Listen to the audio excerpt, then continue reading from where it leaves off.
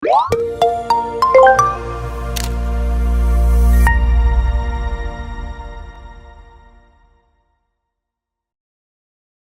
kawan pajak, selamat datang di Popword, podcast pajak pancoran.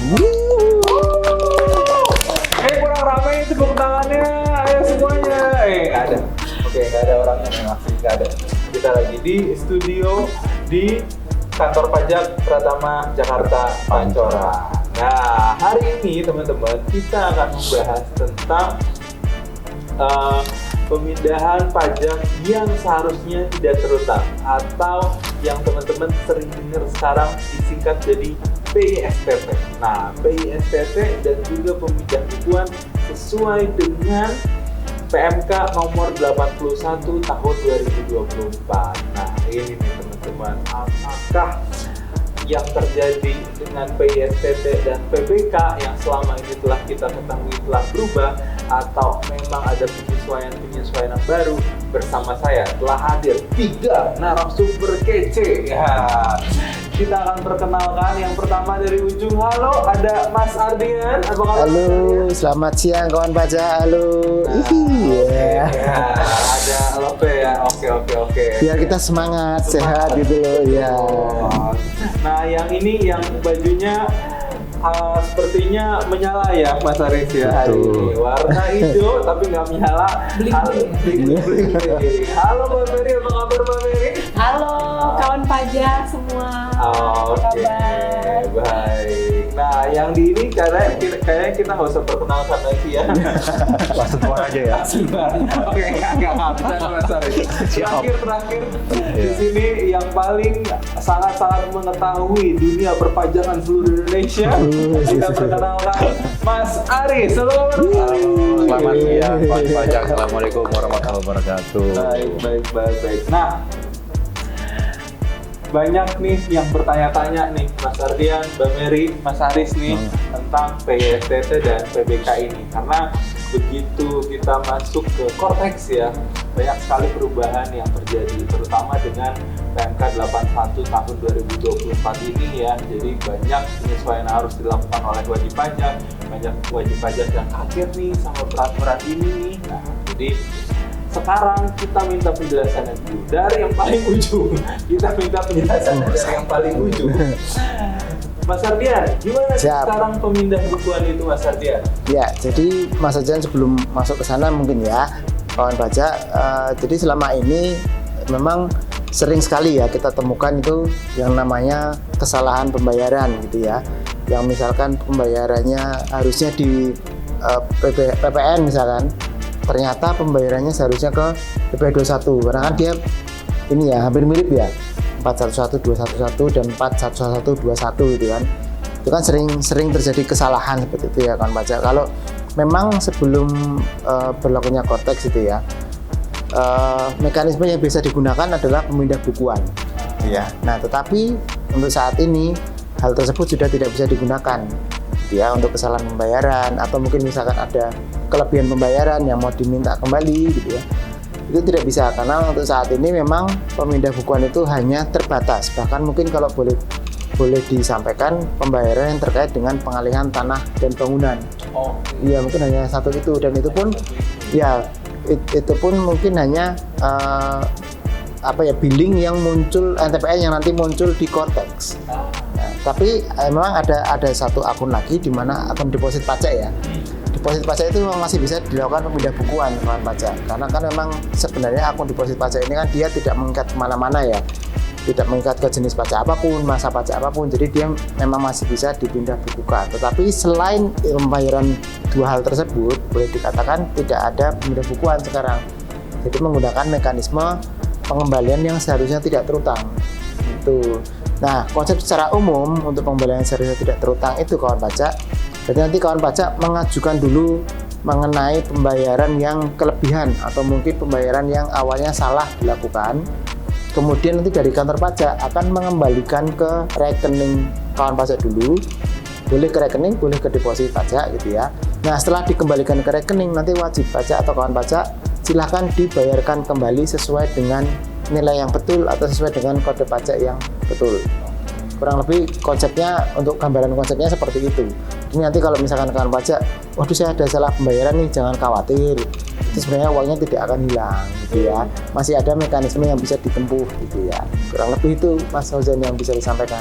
Oke, berarti itulah sekilas gambaran tentang PBK saat ini ya, Mas? Betul, Ya, betul. jadi kalau kemarin itu semuanya bisa di PBK kan? Iya. Sekarang tidak semuanya bisa di PBK. Betul. Terbatas mungkin ya. Malah lebih sedikit, lebih banyak yang tidak bisa dipindah bukukan. Jadi harus menggunakan mekanisme pengembalian yang seharusnya tidak terutang. Oh. Seperti itu. Sekarang kita beralih ke sebelahnya. Ya, ya. Setelah tadi Mas Ardian yang menjelaskan tentang pemindah bukuan, nah tadi kan Mas Ardian mengatakan bahwa tidak semuanya bisa dilakukan pemindah bukuan dan sekarang dilakukan pengembalian yang seharusnya tidak terutang tadi ya. Nah, sekarang Mbak Mary, gimana nih konsepsi pengembalian pajak yang seharusnya tidak terutang? Ya, baik, terima kasih Mas Fauzan.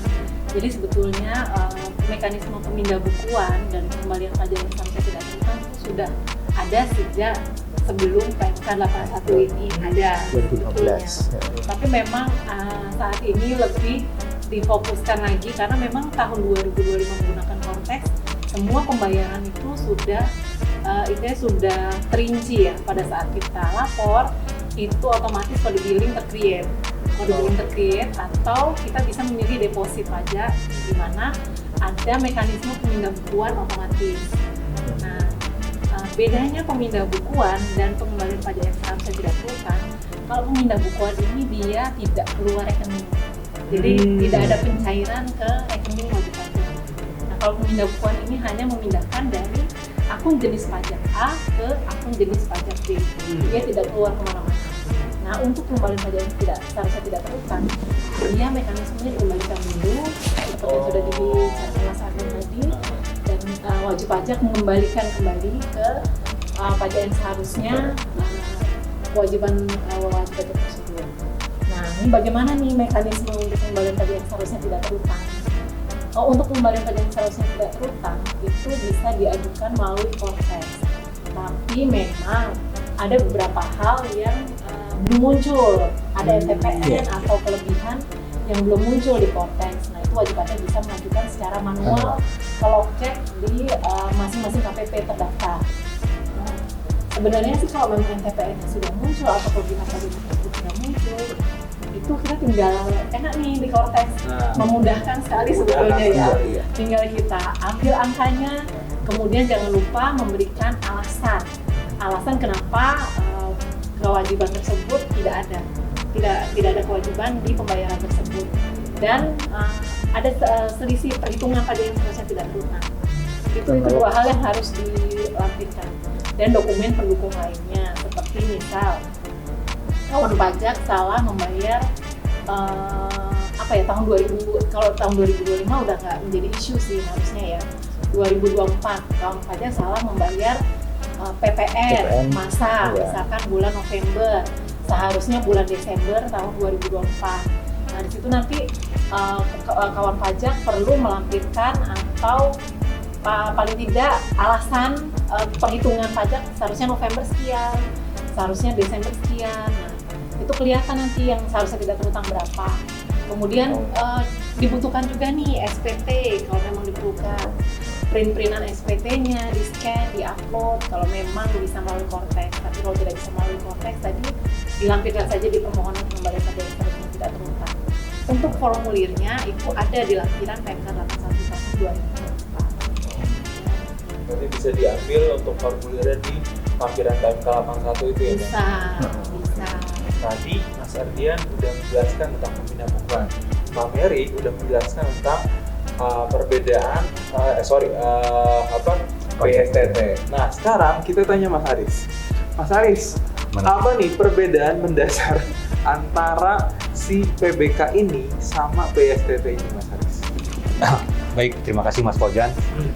Sebetulnya pemindah bukuan dan pengembalian pajak yang tidak terutang intinya harusnya sama, satu. Cuma pengembalian yang pajak yang tidak terhutang ini seperti yang Mbak Mary katakan, itu akan dikembalikan ke rekening wajib pajak.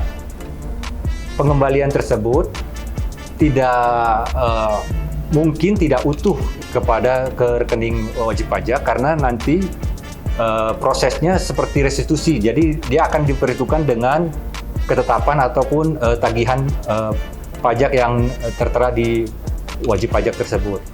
Perbedaannya kalau pemindah bukuan dia akan langsung ke kode akun pajak atau kode jenis setoran pajak. Sementara untuk PISTT ini dia akan dikembalikan terlebih dahulu ke rekening wajib pajak, baru wajib pajak tersebut menyetorkan kembali pajak yang seharusnya terhutang. Gitu. Oke, baik. Nah, secara konsep nih kita udah dapat perbedaan PBK, PSTT, dan mendasarnya apa sih perbedaannya ini. Nah, kalau kita ingin maju ke yang lebih praktikalnya lagi nih, Mas Ardian, Mbak Mary, Mas Aris nih, ada nggak contoh kasus tentang si PISTT ini dan cara, kalau tadi syarat-syaratnya kan udah ya, contoh kasusnya ada nggak selama ini yang baru beberapa bulan dijalankan ini yang cukup menarik, Mbak Mary, misalkan supaya menjadi pelajaran juga buat kawan pajak kita, atau Mas Ardian, Mbak Mary, atau Mas Aris, silahkan untuk memberikan. Sebenarnya ini ya, sudah banyak yang masuk permohonan pengembalian pajak yang seharusnya tidak terhutang. Awalnya memang pemindah bukuan, kemudian biasanya sih kami kalau wajib pajak mengajukan permohonan menggunakan formulir permohonan pemindah bukuan, kami akan menyampaikan untuk mengganti dengan formulir yang baru pengembalian pajak yang seharusnya tidak terhutang. Tapi kadang ada yang membuat wajib pajak kaget nih, Mas Ojan. Apa nih yang membuat wajib pajak kaget? kaget? Ada, loh, kok yang ditransfer cuma segini? Itu. Betul. Kenapa cuma segini? Iya. Karena ada tagihan pajak, ketetapan pajak, tunggakan pajak yang masih belum dibayar. Jadi sebaiknya kawan pajak sebelum mengajukan permohonan pengembalian yang seharusnya tidak terhutang tadi, cek dulu ada tunggakan atau enggak. Kalau memang tidak ada tunggakan, tidak ada tagihan pajak, ya berarti kemungkinan besar akan tertransfer sesuai dengan permohonan. Tapi kalau memang ternyata tiba-tiba ada, nah terserah sih kawan pajak mau membayar tunggakannya dulu atau ya sudah menunggu pencairan dari pengembalian pajak yang seharusnya sudah terhutang. Jadi banyak kagetnya di situ ya. Saya minta 1 juta kok saya cuma 750 gitu. Banyak. Yang seperti itu, benar-benar. Sama mungkin ini Mas Ojan yang perlu dijadikan perhatian dari kawan pajak. Kalau misalkan kita melihat proses pengembalian yang seharusnya tidak terhutang, itu kan berarti konsepnya adalah kawan pajak mengajukan dulu, kita mengembalikan, disamakan dengan restitusi ya. Nah, setelah kawan pajak mendapatkan hak dari kawan pajak, jangan lupa itu kan disetorkan kembali. Nah, seandainya kesalahan penyetoran ini terjadi di tahun 2024 misalkan, atau mungkin dia sudah melewati jangka waktu pembayaran, berarti kan otomatis ada konsekuensi di situ. Bahwa mau tidak mau pembayaran tersebut nantinya menjadi terlambat. Karena yang seharusnya misalkan katakanlah tadi kesalahan pembayaran di bulan Desember 2024 misalkan. Nah, kita kembalikan, setelah dikembalikan nanti kan disetorkan lagi oleh kawan pajak di bulan Juli misalkan 2025. Berarti di situ ada keterlambatan kurang lebih sekitar 6 bulan ya, 6 bulan. Nah, itu yang nanti kemungkinan akan muncul STP-nya. Jadi nanti jangan kaget juga nih kawan pajak misalkan loh, saya ini menyetorkan yang kemarin di 2024 nih, tapi kan penyetorannya baru di 2025 Juli ini kan begitu. Nah, berarti nanti tetap akan muncul STP atas denda keterlambatan tersebut. Gitu, iya. STP baru ya? Iya, STP baru. Jadi maksudnya biar kawan pajak juga mengetahui sebelum melakukan itu gitu ya. Karena ini biasanya jarang nih kawan pajak yang biasanya ya udah asal tahunya mungkin konsepnya sama persis dengan PBK gitu ya, hanya pemindah bukuan, tapi ternyata berbeda karena ini bersamakan dengan restitusi itu ya kayak Berarti ini konsep dasarnya hampir sama kayak restitusi karena harus dikurangi dulu sama ada pajak yang masih terdapat ya, gitu ya Mas Aris ya. Iya betul. Juga begini Mas Ojan, Kortek ini ada perbedaan dengan DJP online sebelumnya. Kalau DJP online sebelumnya kita bisa membuat billing secara manual, misalnya kode jenis pajak 41124, 104 atau 100 kan. Kalau di Kortek dia tidak akan bisa terkrit kode jenis kode pajak jenis. seperti itu. Dan apabila misalnya wajib pajak ingin menyetorkan PPN dengan membuat billing manual, di situ tidak ada kode 100. Nah, biasanya wajib pajak itu salah memilih kode, ada 141211 tapi kodenya bukan 100. Iya, asal dipilih Nah, gitu itu ya. yang bikin ini. Dan itu terbuka ya Mas Adi? Iya, betul. Pembuatan billing yang terbuka. Ya. Jadi buat teman-teman dengan untuk Cortex ini banyak perbedaan mendasar, mulai dari pembuatan kode billing, mulai dari pemilihan kode jenis setoran, itu harus diperhatikan lagi karena untuk yang 100 itu pasti akan dibuat secara otomatis setelah SPT-nya selesai ya, Betul. ya Mbak Berry, Mas Haris. Nah, oke, sebelum kita tutup nih, karena pembahasannya memang sudah sangat komprehensif nih.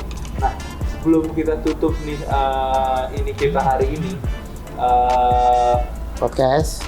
kita hari ini, popcorn kita hari ini, ada pesan dan itu nggak dari Mas Adrian, Mbak Mary ataupun Mas Aris untuk wajib pajak tentang PSTT dan PBK yang baru ini? Gimana? Silakan. Oh ya, update rekening dulu ya Mas. Oh iya. Ya itu karena Jangan penting. lupa kawan pajak untuk mengupdate nomor rekening yang ada di Cortex dengan cara melakukan perubahan identitas. Nah, di situ nanti ada akun nomor rekening, jadi wajib pajak, kawan pajak perlu mengupload scan dokumen rekening di Cortex. Itu yang harus dilakukan. Kalau Mas Adrian? Iya. Jadi kawan pajak nanti prosesnya misalkan kawan pajak mengajukan pengembalian seharusnya tidak terutang, itu kan kami akan memproses melalui Cortex gitu ya. Jadi kawan pajak jangan lupa untuk selalu melihat Cortex-nya ya, mengupdate Cortex-nya, karena begitu kita memproses pengembalian seharusnya tidak terutang tersebut, nanti akan muncul notifikasi kepada wajib pajak. Isinya apa? Yang pertama itu notifikasinya adalah konfirmasi apakah pengembalian seharusnya tidak terutang ini akan ditransfer ke rekening atau dipindahkan ke deposit pajak. Ya, itu nanti silakan dijawab kawan pajak, karena biasanya kita juga menunggu konfirmasi tersebut. Selain tadi ya, kalau misalkan di Cortex belum ada nomor rekening, silakan diupdate juga nomor rekeningnya. Dan nanti dicek juga ya kawan pajak di Cortex. Biasanya di Cortex itu ada beberapa kawan pajak yang nomor rekeningnya itu justru banyak nih. Ada bank A, bank B, bank C, bank D gitu ya. Wah, ini rekeningnya banyak banget. Nah, kita yang mau kita pilih ini yang mana nih? Nah, salah satu tujuannya mengupdate nomor rekening adalah itu. Jadi kalau misalkan rekeningnya banyak, silakan mungkin disisakan satu rekening saja yang memang masih benar-benar digunakan. Jadi nanti kita tidak perlu mengkonfirmasi ulang gitu ya. Karena kalau misalkan sudah tahap seperti itu, kita tinggal transfer lah ya istilahnya. Jadi nanti tidak akan lama gitu loh. Prosesnya bisa segera. Bisa segera. Jadi Iya. setelah mereka melakukan kawan pajak melakukan permohonan PSTT, Iya. kita bisa langsung proses di Cortex ya Mas Betul. Adrian.